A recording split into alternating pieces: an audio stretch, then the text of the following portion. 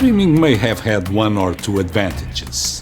And yet, vinyl died and came back. CDs died, or at least that's what we were told. But manufacturers are still making CD players, people are still buying CDs, and today we're going to find out whether the reports of the CD's death may have been greatly exaggerated. Welcome to the review of the SMSL PL20.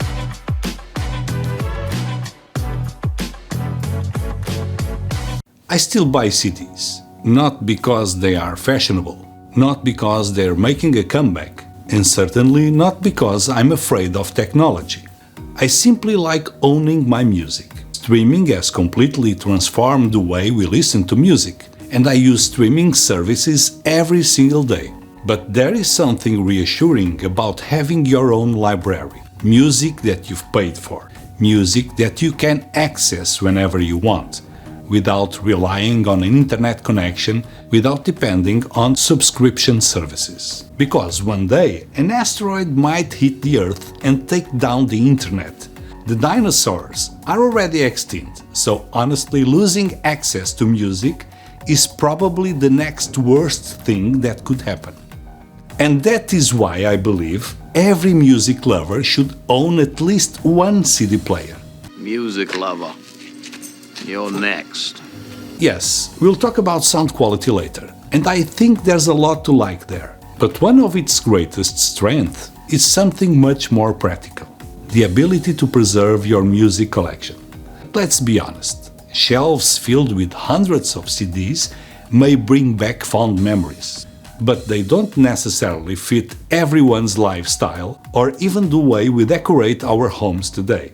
But giving up physical clutter doesn't mean we have to give up ownership, and that's where the PL20 becomes a surprisingly compelling proposition. At the press of a button, you can back up your CD collection to USB storage. Around 15 minutes later, that album exists as a digital file that you can carry with you wherever you go. Suddenly, your entire music library fits in the palm of your hand. You can listen to it in the car, on a streamer, through headphones, on holiday, or simply keep it safely archived for the future. You no longer need to choose between the convenience of modern digital playback and the reassurance of owning your own music. The PL20 allows you to have both. In fact, even if you never intended to use it as your main CD player, it would still make a lot of sense as a dedicated machine to preserve an existing CD collection. Because the reality is that most computers today can't play CDs anymore. At a time when CDs are supposed obsolete, a product like this may be one of the easiest ways to ensure that the music we own doesn't become obsolete with them. Because this little machine wears quite a few hats. It can play CDs, of course, but it can also play music files from USB storage, rip CDs directly to a USB drive, work as a Bluetooth receiver and transmitter, drive headphones, feed an external DAC through its digital outputs, and thanks to its dual DAC architecture, act as the heart of a modest but genuinely capable hi-fi system. It also supports DSD64 playback from compatible files stored on USB media or even from a data CD. Although, if I'm being honest, if you've gone to the trouble of burning DSD files onto a CD in 2026, I'd genuinely like to hear your reasoning. Which reminds me of a story. When minidisc arrived in the 90s, I thought it was the future. I was so convinced that I actually recommended the minidisc system to a friend of mine who was looking for a compact hi-fi setup. The problem is that minidisc became obsolete shortly afterwards. He never asked me for advice again. Mind you, he's now an evangelical pastor, so hopefully he forgave me. If not, I'll be burning in hell for all eternity. But the truth is that minidisc was a brilliant idea. Thankfully, SMSL decided that bringing back CDs didn't necessarily mean bringing back all the 90s. Bluetooth is version 5.3 and works in both directions, which means you can stream music from your phone to the PL20, But you can also stream from the PL20 to Bluetooth headphones, a speaker, your car stereo, any compatible receiver. In other words, this isn't just a CD player. It's a surprisingly versatile digital music hub. And that's not something I would normally expect to find in a CD player costing around 200 euros. So let's take a closer look at the PL20 itself.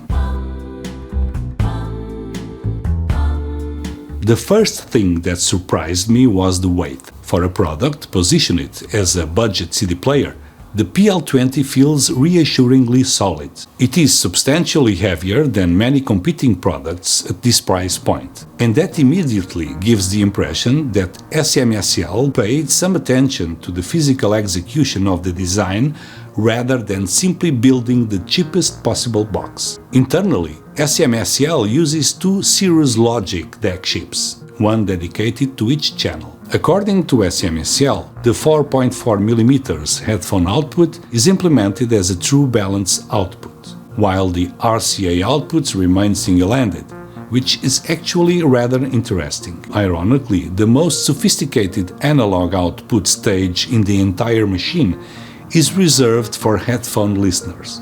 The optical mechanism itself appears to be derived from an automotive CD transport. Now, before anyone panics, that's not necessarily a criticism. A true high-end audiophile transport mechanism would probably cost more than the entire PL20. The important question is whether it works reliably, and in my testing, it did. I have at least one problematic CD that has caused difficulties for some players over the years. The PL20 read it without hesitation. I also had no trouble reading my CDR discs containing MP3 or FLACs. And honestly, I suspect many people buying this player will care more about reliability than about where the mechanism originally came from. One thing that genuinely surprised me is that the PL20 doesn't come with a traditional power supply. Instead, SMSL simply provides a USB-C power cable. Any standard phone charger will power it. It can also be powered from a computer, a laptop, a power bank. It even worked perfectly powered by the USB port of my Eversolo DMP-A6 streamer. But then I got curious, so I connected it directly to my phone. And it worked. In day-to-day use, the PL20 proved to be a pleasant companion. To SMSL's credit, they have continued to refine the user experience through firmware updates. Older versions of the PL20 lacked fast-forward and rewind functions. Thankfully, SMSL addressed this, and the unit I tested already included both functions and worked as expected. Speaking of day-to-day use, I should also mention the remote control. It's not particularly luxurious. You're not getting a beautifully machined aluminium masterpiece with backlit buttons.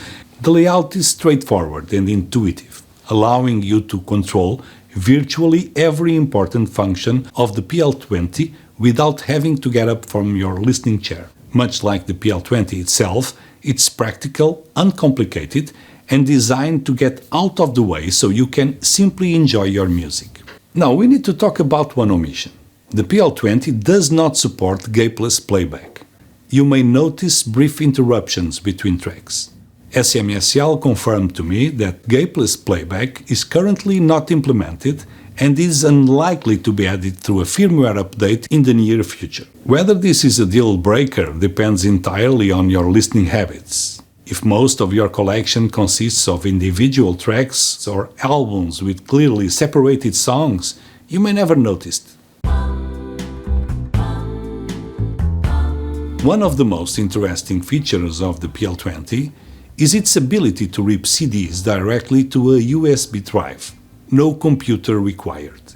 Simply insert a compatible USB drive, press a button, and the ripping process begins. The ripped files are stored as WAV files at the original CD sampling rate. The ripping process preserves the original CD data without the internal sample rate conversion used elsewhere in the unit. That distinction will become important later on because the way the PL20 handles its digital output has generated quite a bit of a discussion. There is, however, one small caveat. The PL20 stores the music using generic file names rather than automatically retrieving album information and track titles. In other words, you'll still need to do a little bit of housekeeping afterwards. The good news is that this is easily solved. Softwares such as DB Power Amp can automatically identify the album using online databases, rename the tracks correctly, add artist information, retrieve album artwork, and if you wish, convert the files to FLAC to save storage space. Personally, I don't see this as a deal breaker. The PL20 is doing the most important part of the job, extracting the music from the CD and preserving it in its original quality. The organization of the library can then be handled later on a computer in just a few minutes. So yes, there is an extra step involved.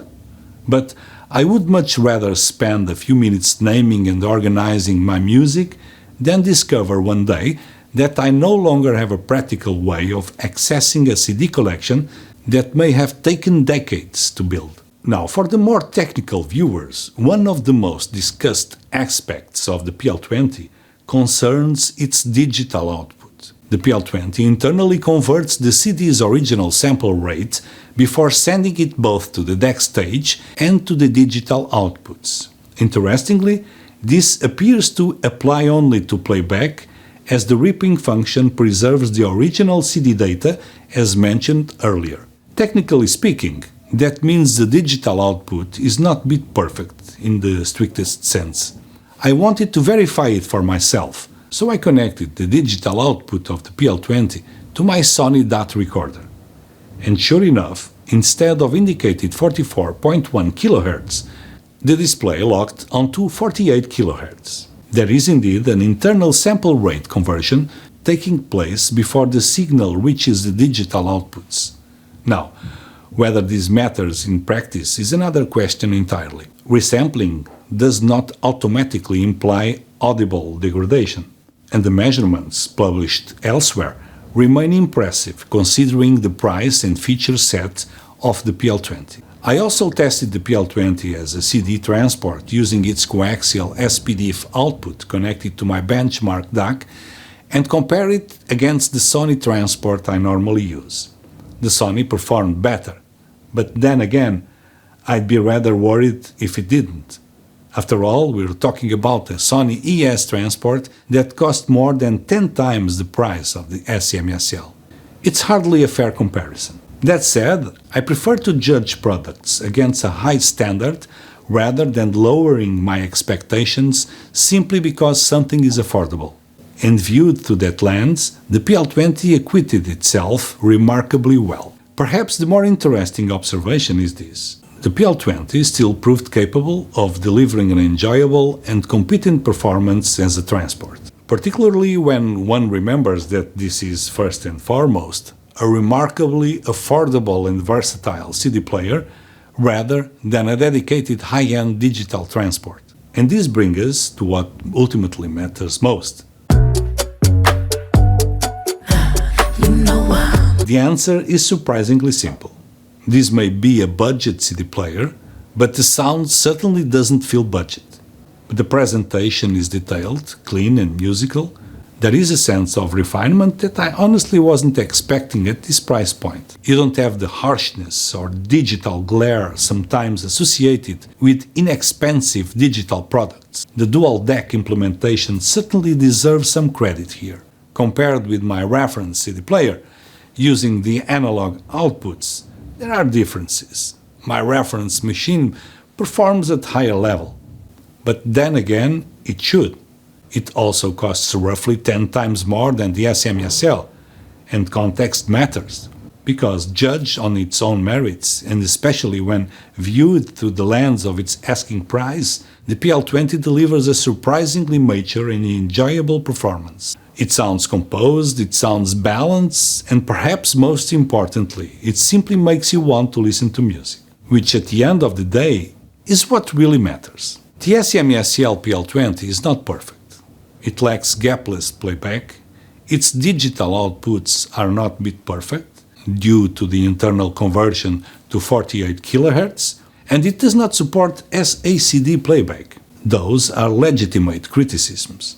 But they need to be viewed in context, because this is also a player that offers impressive versatility, solid construction, useful ripping functionality, Bluetooth transmission and reception, USB file playback, balanced headphone output, and genuinely enjoyable sound quality, all for around 200 euros. And that's what makes the PL20 such an interesting product, because it isn't trying to be a state-of-the-art transport for obsessive audiophiles with unlimited budgets. It's trying to solve real-world problems. It preserves CD collections, it modernizes them, it lets you enjoy them through speakers, headphones, Bluetooth devices, and digital systems. And it does so at a price that remains accessible to many music lovers. Perhaps the biggest compliment I can give it is this. In a world increasingly dominated by streaming, the PL20 makes owning and playing CDs feel relevant again. Not because it's nostalgic, but because it reminds us that the convenience and ownership don't have to be mutually exclusive. You can embrace modern technology and still keep your music. One final thing, Aoshida has kindly provided a discount code for viewers of the channel. So, if after watching this review you decide that the PL20 is right for you, you'll find the details and the discount code in the description below. It won't change my opinion one way or another, but if you're thinking of buying one anyway, you might as well save a few euros in the process. After all, in hi-fi, saving a few euros usually means having a few more euros left for music. Thank you very much for watching, take care, and I'll see you in the next one.